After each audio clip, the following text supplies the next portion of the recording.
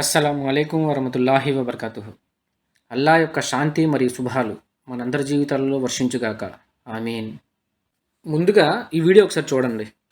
యేసు ప్రభువులో ఉన్న క్యారెక్టర్ కంటే ఆ శీలం ఇక ఏ మతంలోనైనా, ఏ దేవుళ్ళనైనా, ఏ దేవతలైనా, ఏ మనుషులోనైనా, ఎక్కడైనా సరే ఉంటే నాకు చూపించండి, ఈ మొదలు పెట్టేసి అక్కడికి వచ్చేస్తాను. యేసు క్యారెక్టర్ గురించి, శీలం గురించి మనం మాట్లాడినట్లయితే ఒక కొండను చూసి ఇక్కడ నుంచి అక్కడి పొమ్మనగానే పోతుందంట. ఎంతటి నీచమైన అబద్ధం చెప్తున్నాడు, ప్రజల్ని మభ్య పెట్టడానికి, ప్రజల్ని మోసం చేయడానికి. ఎంతటి మోసపూరితమైన మాట ఇది. ఇంకో చోట ఏమంటాడంటే, అంటే కొండను చూసి నువ్వు సముద్రంలో పడతావు అనగానే సముద్రం వెళ్ళి పడిపోతుందంట. ప్రపంచంలో ఏ క్రైస్తవుడు, యేసును నమ్మేటటువంటి వాడు, యేసు పట్ల విశ్వాసం కలిగినటువంటి ఏ క్రైస్తవుడు ఇది యేసు చెప్పింది అబద్ధం కాదు, మోసపూరిత మాటలు కాదు, మభ్య పెట్టే మాటలు కాదు, నిజం చెప్పాడని ఇది చేసి చూపించగలండి? అంటే అది దారుణమైనటువంటి మభ్య పెట్టే మాటలు ప్రపంచంలో ఎవడు చెప్పుండరండి. మళ్ళీ దేవుడితో పోల్చమంటున్నావు ఏంటి? ఒక మనిషి యేసు, మనుషులతో పోలుద్దాం రా, ఎక్కడ దేవుడి గురించి ఎందుకు? ఇటువంటి క్యారెక్టర్, ఇటువంటి శీలాన్ని తీసుకొచ్చి ఇంకెవరు లేరంటావేంటి? లేరు, నిజంగానే లేరు. ఇంత దారుణంగా ప్రజల్ని మోసం చేసినటువంటి ప్రవక్తలు, మోసపూరిత మాటలు చెప్పినటువంటి ప్రవక్తలు ప్రపంచంలో ఎవరు లేరు. జాన్ పాల్ గారు మాట్లాడుతూ, యేసుక్రీస్తులో ఉన్న ఈ శీలం, ఆ క్యారెక్టర్ మా మతంలో కాకుండా మరి ఏ మతంలోనన్నా, ఏ మనిషిలోనన్నా, ఏ దేవుళ్ళనైనా ఎక్కడైనా చూపించండి అని జాన్ పాల్ గారు సవాల్ విసిరారు. బాగానే ఉంది. దాని మీద స్పందిస్తూ రఫీఖాన్ గారు ఈ వీడియో మాట్లాడడం జరిగిందండి. రఫీఖాన్ గారు మాట్లాడిన వీడియో మీద స్పందిస్తూ ఈ మతలబ్ పాస్టర్ ఏం మాట్లాడాడో ఒకసారి మీరు చూడండి. రఫీఖాన్ అనేటువంటి ఇతగాడు చాలా తక్కువ చేసి మాట్లాడాడు. నీచకరమైన వాడు, నీచకరమైన మాటలు, ఇలాంటి మాటలు ఏ ప్రవక్త అయినా చెబుతాడా అన్నట్టు చాలా వల్గర్ గా మాట్లాడి మండుతున్నట్టుంది. రెండు విషయాలు ఎత్తుకున్నాడు. మత్తయి సువార్త 17 అధ్యాయంలోంచి, తర్వాత అలాగే మత్తయి సువార్త 21 అధ్యాయంలో ఏమంటాడంటే, ఈ కొండ వెళ్ళి సముద్రంలో పడిపోమంటే పడిపోతాది, అది ఎక్కడైనా ఎప్పుడైనా జరుగుతాదా, అది నీచకరమైన మాట కదా, అలాంటి వాడు ఒక ప్రవక్త అవుతాడా అన్నట్లు చాలా ఆయాసం కొద్ది మాట్లాడేశాడు. అసలు నీకు ఖురాన్ కోసం నీకేం తెలుసు? ముందు నీ ఖురాన్ కోసం నీకేం తెలుసా? నువ్వు చెప్పే మాటలు ఎలా ఉన్నాయంటే, మీ ఖురాను మీకు ఇచ్చిన అల్లా కంటే గొప్పవాడుగా నువ్వు మాట్లాడుతున్నావు. రెండు, మీరు ఎవరినైతే ప్రవక్త, అంతిమ దైవ ప్రవక్త మహమ్మద్ గారని మీరు అనుకుంటున్నారు ప్రపంచం ముస్లింలు, మీ మొహమ్మద్ కంటే నువ్వు చాలా ఎక్కువగా మాట్లాడు. చూడండి, ఖురాన్ గ్రంథములో మూడవ అధ్యాయంలో 45-48 యేసుక్రీస్తు ప్రభు ఎవరు అంటే ఖురాన్ ఏం చెప్తుందో సాక్ష్యం విందాం. యేసుక్రీస్తు ప్రభు వారు ఇహ పరలోకములలో గౌరవనీయుడు, ఆయన ఒక సత్పురుషుడు. యేసు ప్రభు ఎవరట? ఇహ పరలోకములలో గౌరవనీయుడు. యేసుక్రీస్తు ప్రభు వారు ఇహ పరలోకాలు గౌరవనీయుడు, ఆయన సత్పురుషుడు అని రాయబడింది. అందుకు నీ ఖురానే సాక్ష్యం ఇస్తుంది. కనీసం నీ ఖురాన్ సంగతి కూడా నీకు తెలవు, మీ హదీసుల సంగతి కూడా నీకు తెలవు. పైపెచ్చు యేసుక్రీస్తు గురించి మాట్లాడడానికి ముందుకు వచ్చేసావు. ఇది గుర్తుపెట్టుకో, తర్వాత మాట్లాడుకుందాం. రఫీఖాన్ గారు యేసు పరిశుద్ధుడు అని దేవుళ్ళతో పోల్చడం ఏంటి? యేసు మనిషి కాబట్టి మనుషులతో పోలుద్దారా అని సవాల్ విసిరారు. ఈ మతలబ్ పాస్టర్ ఏం చేయాలండి? యేసు వారు పరిశుద్ధుడే, ఇదిగో బైబిల్ నుండి నిరూపిస్తున్న చూడు అని బైబిల్ నుండి వివరణ ఇచ్చి, ఆ తర్వాత ఖురాన్ నుండి చూపించగలిగితే ఖురాన్ నుండి చూపించాలి. బైబిల్లో నేను చూపించలేను, అందుకే ఖురాన్లో చూపిస్తున్నానని మనం అర్థం చేసుకోవాలండి. ఇక్కడ ఈ మతలబ్ పాస్టర్ ఏదైతే చూపించాడో ఖురాన్ నుండి, అది మీరు గుర్తుపెట్టుకోండి. దీని తర్వాత మాట్లాడదామండి. ఈ మతలబ్ పాస్టర్ ఎంత అబద్ధికుడో, ఎంత మోసగాడో మీకే అర్థమవుతుంది. ఇంకా ఏం చెప్తున్నాడో విందాం. ఈ మత్తయి సువార్తలో యేసువారు అంటారు కదండి, ఈ కొండని చూసి ఇక్కడ నుంచి అక్కడికి వెళ్ళిపోతే అక్కడికి వెళ్ళిపోద్దని చెప్పేసి దానిని సమర్థించే ప్రయత్నంలో మిమ్మల్ని బాగా నవ్విస్తాడు చూడండి. అంటే అందులో పర్వతం, కొండ అనే పదం వచ్చింది కదండి, ఆ కొండ అనే పదం పట్టుకొని గంట సేపు మాట్లాడతాడండి. పూర్తి బైబిల్లో ఎక్కడెక్కడ కొండ అని కనబడితే చాలు ఆ వాక్యాలను తీసుకొచ్చేసి దాని గురించి వివరణ ఇచ్చుకుంటూ, సంబంధం లేని వాక్యాలు చూపించుకుంటూ, సంబంధం లేని వివరణ ఇచ్చుకుంటూ పోయాడండి. ఇతను బాగా నవ్విస్తాడండి. వినండి ఒకసారి. ఏమంటాడంటే, పర్వతం ఎక్కడో కష్టం కదండి, కాలు జారి పడిపోతాం కదండి అంటాడు. పర్వతం నలిపేస్తుంది అంటాడు. హత్యలు అంటాడు, కొండ అంటాడు, సముద్రం అంటాడు, చీమ అంటాడు, చెత్త అంటాడు. ఇతను గంట సేపు సాగదీసిన దాన్ని ఒక 5-10 నిమిషాల వీడియో మీకు చూపిస్తున్నాను, ఒకసారి మీరు చూడండి. ఇతను ఎన్నిసార్లు కొండ అని అన్నాడో మీకు తెలియడానికి ఒక బీప్ కూడా వినబడుతుంది. ఓకే, ఈసారి వినండి ఇతని కొండ పురాణం. యేసు ప్రభు వారు చెప్పాడు, ఈ కొండ వెళ్ళి సముద్రంలో పడమంటే ఆ కొండ యొక్క పరమార్థం ఏంటో నేను చెప్తా. ఒక్కసారి మీకు ఆ గ్రంథం 7వ అధ్యాయం 19వ వచనాన్ని మీరు చదవగలిగితే కనుక ఏమనంటే, మన దోషములను అణిచివేయును, వారి పాపములన్నిటిని ఆయన సముద్ర అగాధములో నీవు పడవేతువు. అంటే బైబిల్ గ్రంథము యొక్క దైవిక అలంకారణ భాష. ఉదాహరణ, సముద్రం చాలా విశాలమైనది. మానవుడు చేసే పాపాలను ఇక్కడ ఒక వస్తు రూపంలో తెలియపరిచాడు. వాస్తవానికి యేసు ప్రభువారు ఈ కొండను చూసి నువ్వు సముద్రంలో పడుమంటే అది తక్షణం వెళ్ళి పడును అన్నా చూసావా? ఆ మాట యొక్క కొండంత పరమార్థం ఏమిటి? 46వ కీర్తన గ్రంథము, నడి సముద్రములో పర్వతములు మునిగినను అని అక్కడ 46వ కీర్తనలో కూడా ఇదే మాట చెప్పబడినది. మానవుడు చేసేటువంటి పాపం ఒక పర్వతం లాగా పేరుకుపోయింది. కాబట్టి ఇక్కడ పర్వతం అనే మాటకు చాలా అర్థం. దావీదు తన కీర్తనలో 61వ కీర్తనలో అంటాడు, దేవా నేను ఎక్కలేనంత ఎత్తైన కొండపైకి నన్ను ఎక్కించవా అన్నాడు. మానవ జీవితంలో ఈ జీవిత యాత్రలో ప్రయాణం చేస్తుండగా ఎన్నో సమస్యలు పర్వతాల్లో ఎదురొస్తాయి. ప్రార్థన ద్వారా అలాంటి పర్వతాన్ని కూడా కనబడనివ్వకుండగా అగాధములో చీమను పారేసి ఎట్లా కనబడదో సమస్యను కూడా మటుమాయం చేయనట్లు నీ విశ్వాసము ద్వారా ఆ యొక్క సమస్యను జయిస్తావు. సమస్య పైకంట నువ్వు ఎక్కగలుగుతావు. సమస్యను నీ కాళ్ళ కింద ఉంచుకోగలుగుతావు. ఇన్ని అర్థాలు ఉన్నాయండి. నువ్వు ఎంచుకున్న అంశానికి నువ్వు చూపించే వాక్యాలకి ఏమైనా సంబంధం ఉందా? ఏమిరా మతలబ్బు, ఏమిరా ఉపయోగం నీ వల్ల క్రైస్తవ్యానికి? కొందరు ఈనాడు సమస్యను చూసి ప్రాణహత్య చేసుకుంటున్నారు. నేను దీన్ని దాటలేను, దీన్ని నేను జయించలేను, దీని పైకంట ఎక్కి నేను ముందుకు వెళ్ళలేను, ఇది నన్ను ఆపేస్తాది, ఇక్కడ నేను ఆగిపోవాలా, ఇది నన్ను నలిపేస్తుంది పర్వతము, దీని కింద నేను చనిపోతాను అని ఈనాడు ఎంతో మంది అనేక ఉద్దేశాలు, సమస్యలు వాళ్ళ మనసుల్లో పెట్టుకొని చావు రాకకు ముందే చేతులారా చావును కొని తెచ్చుకుంటున్న సమాజం ఇది. అదే పర్వతాన్ని తీసుకెళ్లి నువ్వు ఇంకో ఊళ్ళో పెట్టు, అక్కడ కనబడతాది. అదే పర్వతాన్ని తీసుకెళ్ళి ఇంకో దేశంలో పెట్టు, అనుకుందాం మాట వరుస, ఒక వస్తువు రూపంలో అలా తీసుకెళ్ళి ఆ పర్వతాన్ని అక్కడ పెట్టు, అక్కడైనా ఉంటుంది. కానీ అదే పర్వతాన్ని తీసుకెళ్ళి నువ్వు భూమి మీద కాకుండా సముద్రంలో పారేసే, సముద్రం పర్వతం కింద పెద్దదే కదా. అలాంటి ఎన్ని వందల పర్వతాలు సముద్రంలో ఉంటాయి, ఆలోచన చేయండి. జీవితంలో పర్వతం కంటే పెద్దదిగా ఎదురైన జీవిత సమస్య. కొందరు సమస్య ముందు ఓడిపోతారు, సమస్య ముందు చచ్చిపోతారు.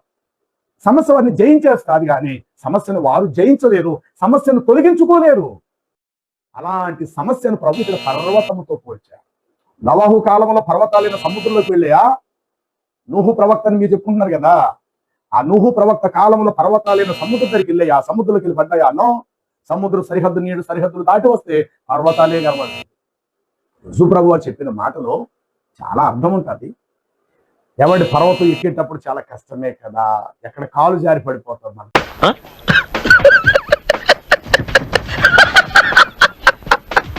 ఇప్పుడు వస్తువు అనేది ఎలాగా నీళ్లలో వేస్తే అది పడిపోతుంది. అంతటి సముద్రములో ఒక చీమను ఒకవేళ పారవై, ఒక షిప్ లో ప్రయాణం చేస్తుంటుండగా, వాడలో వెళుతుంటుండగా ఒక చిన్న చీమను అంతటి సముద్రంలో వేసి మరలా అదే చీమను బయటికి తీసే ప్రయత్నం చేయి, అది నీకు దొరుకుతుందేమో చూద్దాం. మానవుడు చేసే ప్రతి పాపం పర్వతము కంటే కూడా పెద్దవే, కానీ సముద్రముతో పోలిస్తే గనుక మానవుడు చేసే పాపములు ఆ సముద్రములో చీమ ఎట్లా అయితే కనబడదో. ఇప్పుడు చెత్త తీసుకెళ్ళి రోజు అలా పారేసామనుకోండి, అందరిళ్లలో చెత్త తీసుకెళ్ళి అలా పారేస్తే పెద్ద పర్వతంలాగా అయిపోతుంది. అరే బాబు, తడి చెత్త లేక పొడి చెత్త అది కూడా చెప్పవలసింది, ఓ పని అయిపోయేది కదా. ఇప్పుడు చూడండి ఏమంటాడు, గంట సేపు సోది చెప్పి మళ్ళీ ప్లేట్ మారుస్తాడు. ఇది భవిష్యత్తులో జరుగుతుందంట, వినండి, హరికథలు బాగుంటాయి. నీవు అనుకుంటే ఈ కొండ వెళ్ళి సముద్రంలో పడునన్నమాట అన్నారు కదా, ఇది ఎప్పుడు జరుగుతాదో ఒక్కసారి ప్రకటన గ్రంథము 8వ అధ్యాయము 8వ వచనాన్ని గమనిస్తే అక్కడ ఇలా రాయబడి ఉంటుంది, అంతటా రెండవ దూత బోర ఊదగా అంతటా పెద్ద పర్వతం వంటి ఒక కొండ సముద్రములోకి వెళ్ళి పడును అని రాయబడింది. ఇవన్నీ త్వరలో జరగవలసినవి. అలా యేసుక్రీస్తు చెప్పినటువంటి మాట కూడా భవిష్యత్తులో జరుగుతుంది. దావీదు ఒక సందర్భంలో ఫిలిస్తీయుడు అనేటువంటి పర్వతం లాంటి ఎత్తైన ఘాతువాడైన ఫిలిస్తీయుడు యుద్ధానికి వచ్చినప్పుడు దావీదు చిన్న పిల్లవాడు, గొలియాతు అనబడిన వాడు చాలా ఎత్తైన పర్వతాలంతా ఎత్తుగలవాడు, బలవంతుడు. మనం తప్పు పట్టడం కాదు కానీ ఈ అన్నకి బైబిల్ తెలియదు. అన్న నువ్వు ఏం చేస్తావంటే మంచి బైబిల్ యూనివర్సిటీ చూసుకొని వెళ్ళి ముందు బైబిల్ సరిగ్గా నేర్చుకో, ఆ తర్వాత ఇలాంటి వీడియోలు చేద్దు. కానీ క్రైస్తవ సహోదరులారా, ఈ అన్నని మీటింగ్స్ కట్ట పిలిచారు కనుక మీ సంఘం ముందు మీ పరుగు పోతుంది. కావాలంటే ఒక పని చేయొచ్చు, ఇతన్ని పిలిచి మీ మీటింగ్స్లో సాక్ష్యాలు, అదే దొంగ సాక్ష్యాలు చేయించవచ్చు. దానికైతే బాగా పనికొస్తాడు ఈ అన్న. ఓకే, ఇతను చాలా ఆయాసపడ్డాడు. ఈ కొండపురం ఇక్కడికి ఆపేసి ఇప్పుడు మత్తయి సువార్తలో యేసుక్రీస్తు వారు చెప్పిన మాటలు ఎంతవరకు సమంజసం మనం ఒకసారి పరిశీలిద్దామండి. మత్తయి సువార్త 17వ అధ్యాయం. మనము సందర్భానుసారంగా ముందుకెళ్దామండి, స్టార్టింగ్ నుంచి చూసుకుంటూ వెళ్దాం. ఒక వ్యక్తి వచ్చి యేసువారికి, అయ్యా నా కుమారుడు చాంద్రాయోగితో బాధపడుచున్నాడు, నీ శిష్యుల దగ్గర తీసుకొచ్చాను కానీ వాళ్ళు స్వస్థపరచలేకపోయారు అని వాపోతాడు. వాళ్ళు స్వస్థపరచలేకపోయారని చెప్పేసి తన బాధను చెప్పుకుంటాడు యేసుక్రీస్తు వారితో. అప్పుడు యేసుక్రీస్తు వారు తిడుతున్నారు శిష్యుల్ని. విశ్వాసము లేని మూర్ఖతరము వారులారా, అరే బాబు, మీకు విశ్వాసం లేదేంట్రా? మీ తరం అంతా ఇలాగే ఏడ్చిందేంటి? ఇంకెంతకాలం మీ దగ్గర ఉండాలి, నేను ఇంకెంతకాలం మిమ్మల్ని భరించాలి అని కోపడతారు. అంతటి యేసు ఆ దయ్యమును గద్దింపగా అది వానిని వదిలిపోయెను. ఆ గడియ నుండి ఆ చిన్నవాడు స్వస్థత నొందెను. సందర్భం మీకు అర్థమైంది కదండి. దయ్యం పట్టిన ఒక వ్యక్తిని యేసువారు స్వస్థపరచగలిగారు. అదే పని, అదే స్వస్థత మేము ఎందుకు చేయలేకపోయాం? స్వస్థత గురించి ఇక్కడ ఈ సందర్భం అదండి. ఇప్పుడు మనం ముందుకెళ్దాం. అందుకు యేసువారు, మీ బలహీనమైన విశ్వాసం వల్లనే మీరు స్వస్థపరచలేకపోయారు అని అంటారు. మీలో ఆవగింజంత విశ్వాసం దేవుని పట్ల ఉన్నా సరే, అంటే 1% విశ్వాసం ఉన్నా సరే, మీరు ఈ కొండను మీరు ఈ పర్వతంతో ఇలా అంటారు. అంటే ఎదురుకుంటా కొండ కనబడుతుంది, యేసువారు చూపిస్తున్నారు ఈ కొండని అని మాట్లాడుతున్నారు. దీనినే మనము ఇంగ్లీష్ బైబిల్లో చూసినట్లయితే ఏ shall say unto this mountain, దానికి అర్థం మీరు ఈ పర్వతంతో ఇలా అంటారు. మతలబన్న వింటున్నావా? 2 చెవులు పెద్ద చేసుకుని విను, నీకే చెప్తున్నా, నీకు చాలా అవసరం ఇది. నువ్వు సంఘాన్ని నడిపిస్తున్నావు. ఒక అజ్ఞాని కొంతమంది అమాయకుల్ని నడిపిస్తే ఈ అజ్ఞానితో పాటు ఈ అమాయకులందరూ ప్రమాదంలో పడతారు. గుడ్డివారు గుడ్డివాడికి త్రోవ చూపిస్తే ఇద్దరు గుంతలో పడతారు. అందుకని ముందు నువ్వు బైబిల్ నేర్చుకో అన్న, తర్వాత సంఘానికి బోధించవచ్చు. మతలబన్న వింటున్నావా?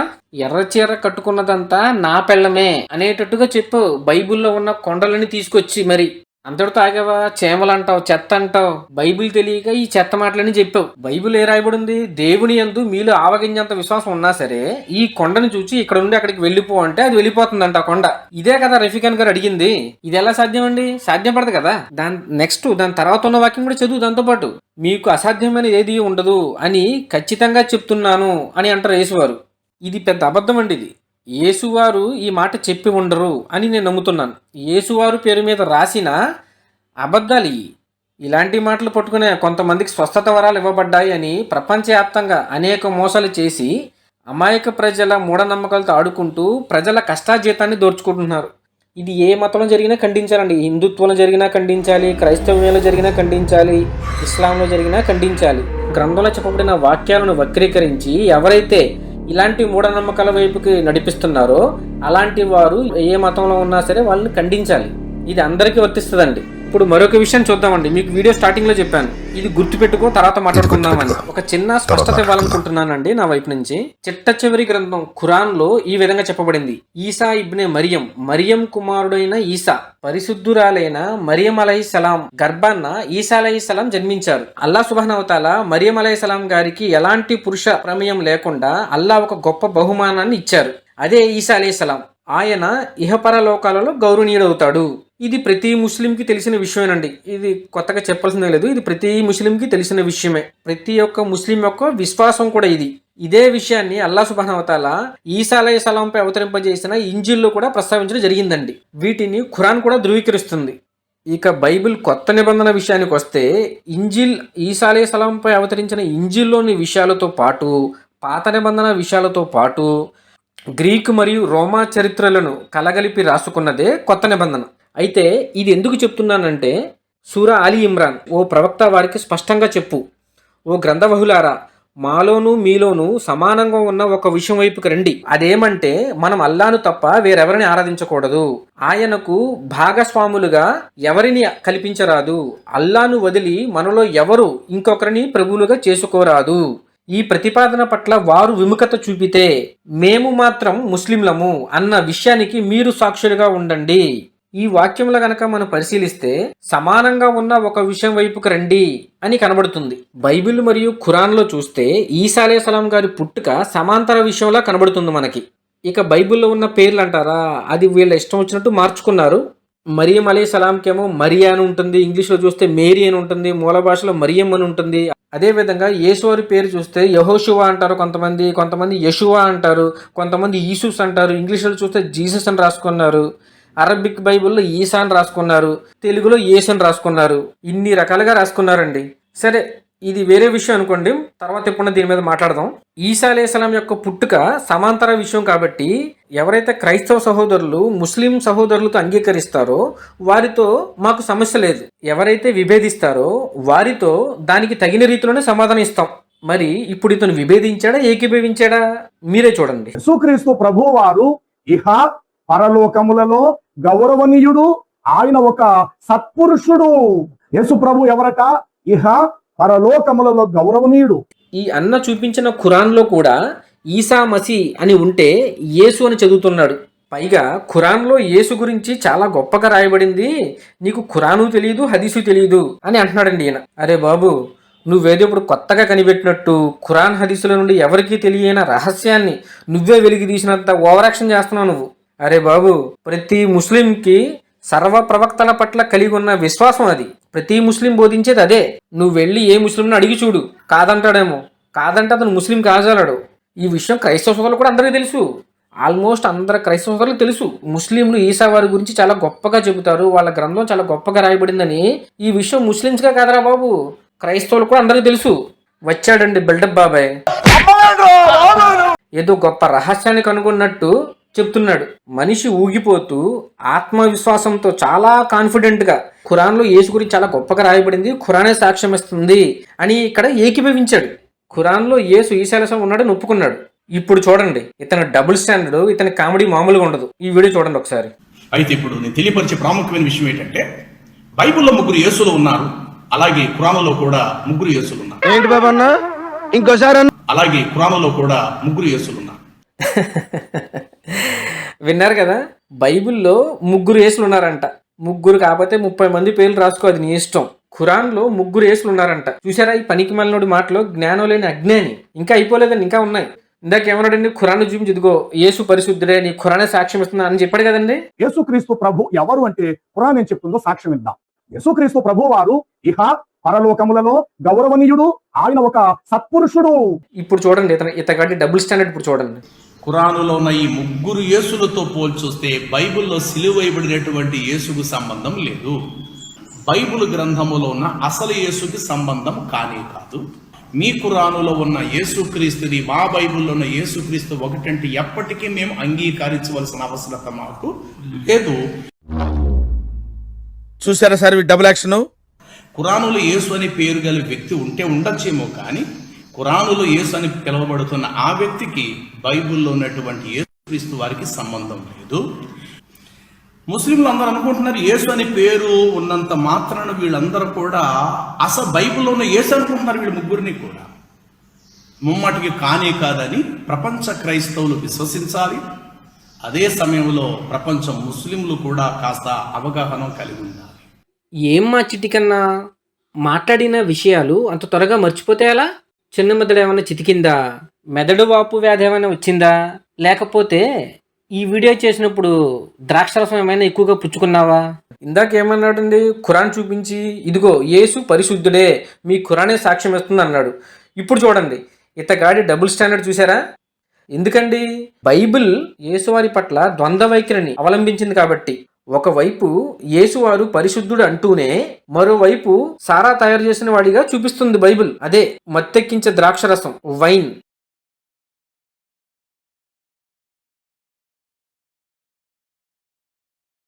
యేసుక్రీస్తు వారి మీద చాలా మంది క్రైస్తవులు అనేక సినిమాలు తీసి డబ్బులు బాగా సంపాదించుకున్నారు.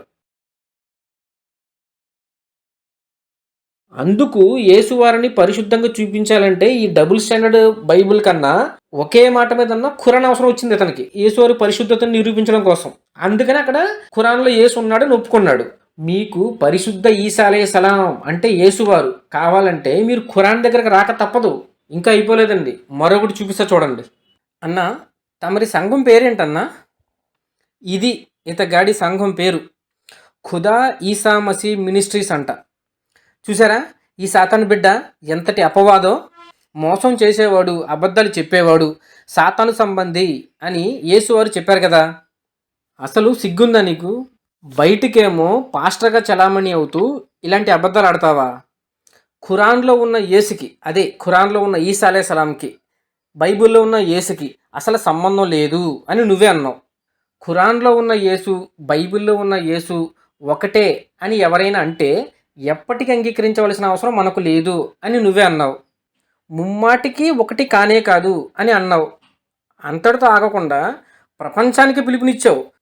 ప్రపంచ ముస్లింలు ప్రపంచ క్రైస్తవులు విశ్వసించాలి ఇద్దరు ఒకటి కాదని అని పిలుపునిచ్చావు. అసలు సిగ్గుందా నీకు? నోటికి అన్నం తింటున్నావా? నోటికి అన్నం తింటున్నాం కాబట్టి అన్నం తినే మాటలు మాట్లాడాలా?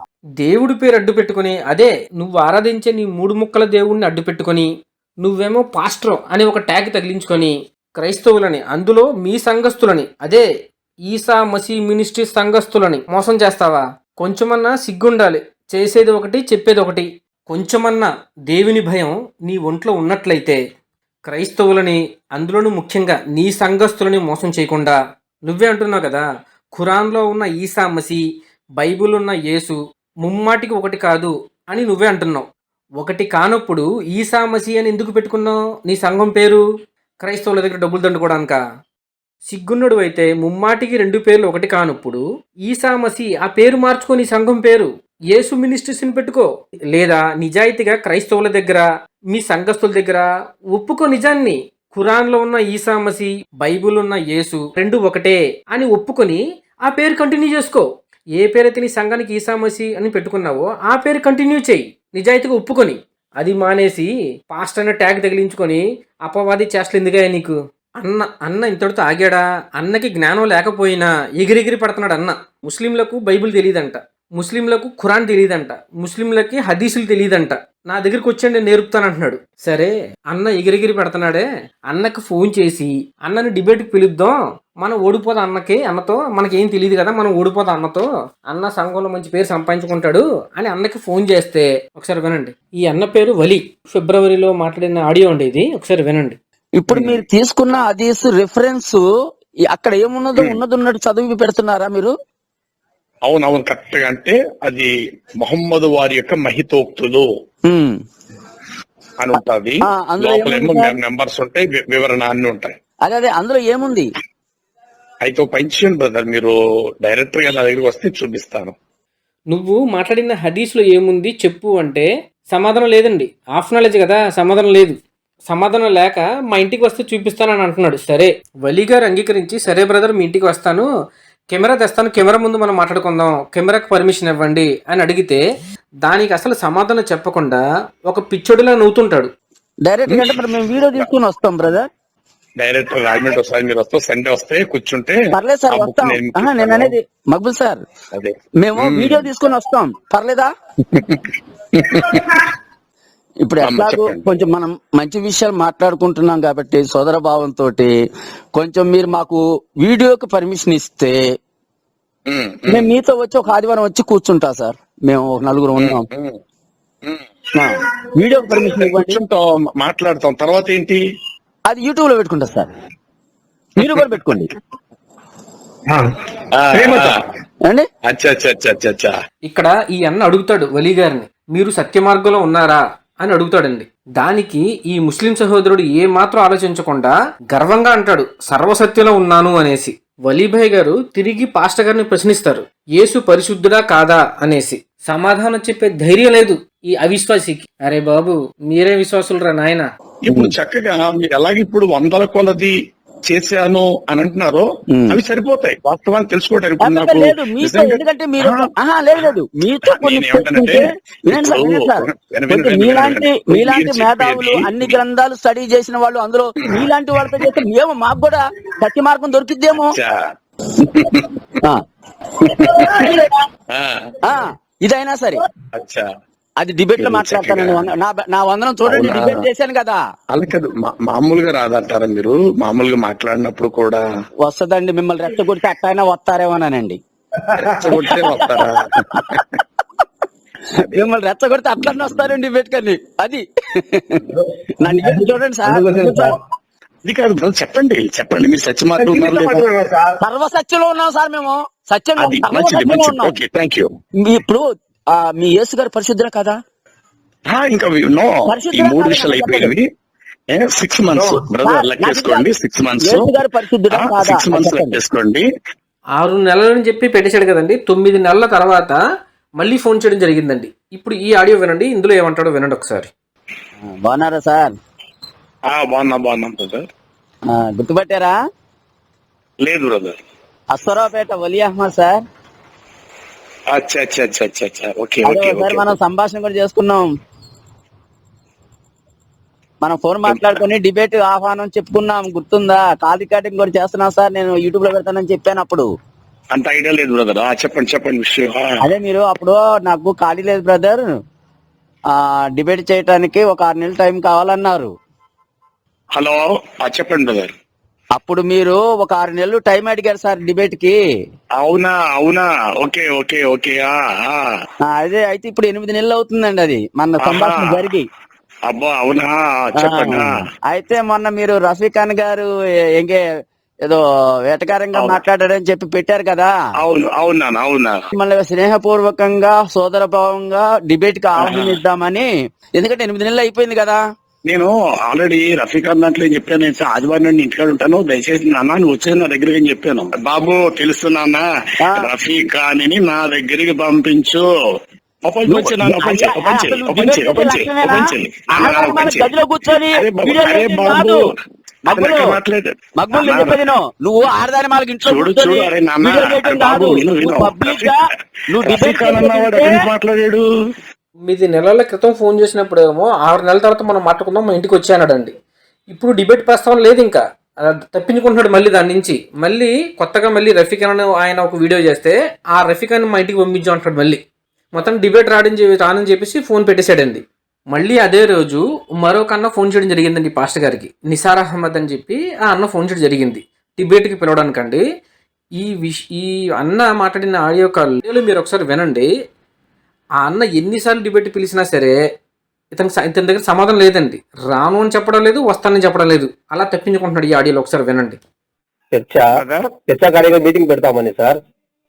అవునా, మరి ఇప్పుడు నేను యూట్యూబ్ లో చెప్పిన దానికి కరెక్ట్ గా ఆన్సర్ మళ్ళీ మీ యూట్యూబ్ లో చెప్పొచ్చు కదా. ఎందుకు సార్ యూట్యూబ్ లో డైరెక్ట్ మాట బాగుంటుందని మా ఆలోచన సార్. కాదు నాన్న, ఇప్పుడు నేను ఖురాన్ లో ఇలా ఉంది అని అన్నప్పుడు ఖురాన్ లో అక్కడ అలా లేదని చెప్పొచ్చు కదా. మీరు చెప్పి మీరు ఒకటి పెట్టియాలా. ఒక నిమిషం సార్, నేను చెప్తా, ఆగండి సార్. అది చెప్పేది ఏమంటే సార్, మీరు డిబేట్ కి ఓకే అంటే మీ దగ్గర వస్తాము, అగ్రిమెంట్ రాసుకుంటాము, ప్రేమతో కూర్చొని అగ్రిమెంట్ రాసుకుంటాము, కూర్చొని మాడతాము కదా. ఎందుకు అవసరం లేదు కదా బ్రదర్. డిబేట్ చేయండి, ఖచ్చితంగా మాడలేదు సార్. మీరు 5 నిమిషాలు వద్దు డబ్బు. డిబేట్ కి వచ్చిన కాదు బ్రదర్, ఇప్పుడు దాన్ని చక్కగా చెప్పి దాన్ని క్లారిటీ ఇచ్చి అది తప్పు అని చెప్పింది, ఇది రైట్ అని చెప్పి చక్కగా మరొక మెసేజ్ మీరు చేసి పంపించండి, అది నేను కూడా చూస్తాను. తను ఎవరు ఫోన్ చేసిన ఇదే అంటాడండి, నా మీద కౌంటర్ వీడియోలు పెట్టండి, నా మీద కౌంటర్ వీడియో పెట్టండి. ఇతనితో కూడా అదే అంటున్నాడు, ఈ అన్నతో కూడా అదే అంటున్నాడు, నా మీద కౌంటర్ వీడియో చేసి పెట్టండి అని అడుక్కుంటున్నాడు. నా మీద ఎవరన్నా కౌంటర్ వీడియో పెట్టండి రా, నా మీద ఎవరన్నా కౌంటర్ వీడియో పెట్టండి అని అడుక్కుంటున్నాడు. డిబేట్కి వచ్చే సత్తా లేనివాడు అలాగే అడుక్కుంటాడండి. అది కూడా డిబేట్కి రాకుండా తప్పించుకునే ఒక స్టంట్ అనమాట అండి అది. సరే సార్, మీ ఇష్టము సార్, మీ ఇష్టము. మీరు డిబేట్ ఓకే అంటే మేము రెడీ సార్, కాకుండా వదిలేయండి, నువ్వు టైం వేస్ట్ చేయకూడదు. చెప్పేది ఇది బెటర్ బ్రదర్. ఇంకా అంటే మీరు డిబేట్ చేయరు అయితే, బ్రదర్ డిబేట్ చేయరు. పెట్టండి ఖచ్చితంగా పెట్టండి. అడిగా సార్, డిబేట్ చేయరు పంపిస్తే అడిగా సార్, తప్పకుండా పెట్టాం సార్, డిబేట్ చేయరు మీరు. నేను చెప్పిన రిఫరెన్స్ లో అక్కడ నేను చెప్పింది తప్పకుండా కోటర్ ఇస్తాం సార్, అది వదిలేండి. ఆ ప్లేస్ లో విషయం ఏంటో మీరు పెట్టాలి. తప్పకుండా పెడతాం సార్. మీరు డిబేట్ చేస్తారా చేయరా అని ఒక లాస్ట్ ఛాన్స్ మీకు డిబేట్ చేస్తారా చేయరా. ఈ రోజున డిబేట్ తో పని లేదు బ్రదర్. రక్షణ ఛానల్లో ఇటు వీళ్ళు అడుగుయేవారు హిందువులు, ఇటు క్రిస్టియన్స్ వాళ్ళు కూడా చెప్తున్నారు. ఇలాంటి కార్యక్రమాలు జరిగాయి. అలాంటిది ఏదైనా మనందరూ కూడా ఒక స్టూడియోలో కూర్చున్నామంటే ముందు మీరు పని చేయండి. సిగ్నేచర్ స్టూడియో బ్రదర్స్ అయితే సిగ్నేచర్ స్టూడియో దగ్గరికి వెళ్ళి, మహేంద్ర గారి దగ్గరికి వెళ్ళి ఒక రోజు మీరు పురమాయించుకొని, ఇలాగ పలానా బ్రదర్ వస్తారు, మేము వస్తాం, మా ఇద్దరి మధ్య మీరు ఉండండి, అతన్ని అడగండి, మమ్మల్ని అడగండి. 2-3 యూట్యూబ్ ఛానల్ పేర్లు చెప్పాడండి. అక్కడికి వెళ్ళాలంట, KR టీవీ, సిగ్నేచర్ స్టూడియో, ఇలా 2-3 యూట్యూబ్ వీడియోల పేర్లు చెప్పాడు. అక్కడికి వెళ్ళి స్క్రిప్ట్ పట్టుకెళ్ళి వాళ్ళకి ఇవ్వాలంటండి. స్క్రిప్ట్ పట్టుకెళ్ళి ఇచ్చి, పలానా పాస్టర్ గారు వస్తారు, మేము వస్తాం డిబేట్కి, మేము ఇక్కడ డిబేట్ చేస్తాం అని వాళ్ళతో మాట్లాడాలంట. చూసారా, డిబేట్కి రావయ్యా అని స్ట్రైట్గా నిసర్భ అడుగుతుంటే అది వదిలేసి ఇలాగా దాన్ని తప్పించుకోవడానికి ఇలాంటి కాలయాపన మాట్లాడన్నీ మాట్లాడుతుంటాడు. ఈ 2 ఆడియో కాల్సే కాదండి, గత 4-5 సంవత్సరాల నుంచి అనేక మార్లు ఇతను డిబేట్ పిలవడం జరిగిందండి. కానీ ఇలాగే డిబేట్కి రాడు, తప్పించుకుంటాడు, ఇలా కాలయాపన మాటలు మాట్లాడుతూ ఉంటాడు. ఇతనికి పరిచయం ఉన్న కొంతమంది క్రైస్తవ సహోదరులు కూడా మాకు పరిచయస్తులే అండి. వాళ్ళు మాకు ఫోన్ చేస్తుంటారు. వాళ్ళు ఫోన్ చేసి, అన్నతో మేము మాట్లాడడం, పలానా ముస్లిం సహోదరులు ఉన్నారు, వాళ్ళతో డిబేట్ చేయండి అంటే ఈ అన్న ఇలాగే ఎందుకు మా దగ్గర పంపించవచ్చు కదా, మా దగ్గర రావచ్చు కదా, ఎందుకు ఎలాగా అని చెప్పేసి ఇలాంటి కాలయాపన విషయాలు మాట్లాడుతుంటాడంట. ఆ క్రైస్తవ సహోదరులు కూడా మనతో చెప్పడం జరిగిందండి. మరోసారి ఈ వీడియో రూపంగా కూడా ఇతను డిబేట్కి ఆహ్వానిస్తున్నామండి. మాకు పలానా అంశం మీద డిబేట్ చేయాలి అని షరతులే లేవండి. అంశం కూడా ఇతనికి విడిచిపెడతాను. ఇతను ఇష్టం వచ్చిన అంశం ఇతనే ఎంచుకోవచ్చండి. పలానా అంశం మీద మనం డిబేట్ చేద్దామని ఇతనికి ఇష్టం వచ్చిన, ఇతనికి ఏ అంశం మీద పట్టుందో లేదా ఏ అంశం మీద చేయాలందో ఇతని ఇష్టమే. మతలబ్ పాస్టర్ గారు వింటున్నారా? అంశం కూడా మీదే, మీ ఇష్టం.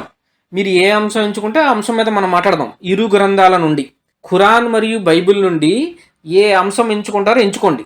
ఆ అంశం మీద మనం మాట్లాడదాం. ఇంటి దగ్గరికి వచ్చేయండి, ఇంటి దగ్గర మాట్లాడేసుకుందాం. ఇలాంటి తప్పించుకునే మాటలు మాట్లాడకుండా, ఆడంగి వేషాలు వేయకుండా డిబేట్కి రండి. మీరేమీ వేరే ఊరు రాక్కర్లేదు, మీ ఊరే మేము వస్తాం.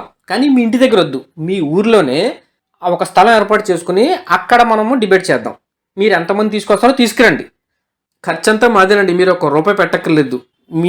మీతో పాటు వచ్చిన వారికి భోజన వసతులు, అన్ని వసతులు మేము ఏర్పాటు చేస్తాం. అన్ని ఖర్చులు మావే. అన్న ఒక మాట చెప్తున్నాను వినన్నా. నువ్వే అన్నా కదన్నా వీళ్ళకి బైబిల్ తెలీదు, ఖురాన్ అంతకంటే తెలియదు అని, ఏదో పెద్ద గ్రంథాల మీద పట్టున్నోడులా మాట్లాడుతున్నాడని. అందుకే నీతో డిబేట్ చేద్దామని. మాకు తెలియదు కదన్నా, మాకు బైబిల్ తెలీదు, ఖురాన్ తెలీదు. మంచిదే కదన్నా, నీ దగ్గర ఓడిపోతే నీకు మంచి పేరు వస్తుంది కదా. పలానా ముస్లిం సహోదరులు ఓడించేశానని నీ సంఘస్థుల దగ్గర మంచి పేరు వస్తుంది నీకు. రా, మమ్మల్ని ఓడించి వెళ్ళిపోన్నా. నువ్వు ఎందుకు భయపడుతున్నావు? ఈ సందర్భంలో మీకు ఒక వీడియో చూపించాలనుకుంటున్నానండి. యాక్చువల్గా ఈ పాస్టర్ గారు మరొక పాస్టర్ గారి గురించి చెప్పిన మాటలండి ఇవి. కానీ ఆ పాస్టర్ కంటే ఈ మతలబ్ పాస్టర్కే బాగా సరిపోతుందండి ఈ మాటలు. అందుకని ఇతనితో కూడా ఈ మతలబ్ పాస్టర్కి ఈ వీడియో ద్వారా ఒకసారి మనం చెప్పిందాం. చూడండి ఒకసారి. ఇంట్లో నుండి బయటికి రావా? అరే మీసాలు వెలివేసి ఇట్లా మెలేసి, మీసాలు మెలేసి ఇంట్లో నుండి మాట్లాడడం కాదు. నీకు గుడ్డే ధైర్యం, జ్ఞానం అనే దమ్ము నీకుంటే బయటికి రారా, డిబేట్ చేద్దాం. ఆడంగిలాక లోపలుండి వీడియోలు తీయడం కాదురా రే. మళ్ళీ ఫోన్లు చేస్తే నేను బయటికి రాను, ఇంట్లోకి మా ఇంటికి రావాలంటే కొజ్జావా నువ్వు? దమ్ముంటే నాతోనికి రా, చూద్దాం. ఇద్దరం మీ ఇంటికి వద్దు, మా ఇంటికి వద్దు, మధ్యలో ఓ లొకేషన్ సెట్ చేసి చూద్దాం. నాతో డిబేట్ చేస్తావు? దమ్ముంటే డిబేట్ చేసి సవాల్ చేసావు కదా.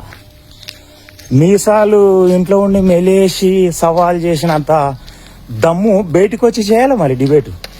ఫోన్లు చేస్తే ఇంట్లో ఉండి నా ఇంటికే రాండి కొజ్జేలాగా చేత కదా. ఇంట్లో ఉండే మీసాలు చెప్తావా, బయటికి రాలేవా? దా చేద్దాం దా డిబేట్. ఓకే అన్న, ఉండన్నా మరి. ఓకే ఫ్రెండ్స్, ఈ వీడియో చివరి వరకు చూసిన మీకు అందరికీ థ్యాంక్ యూ వెరీ మచ్. ఉంటానండి మరి. అస్సలాము అలైకుం వరహమతుల్లాహి వబర్కాతుహు.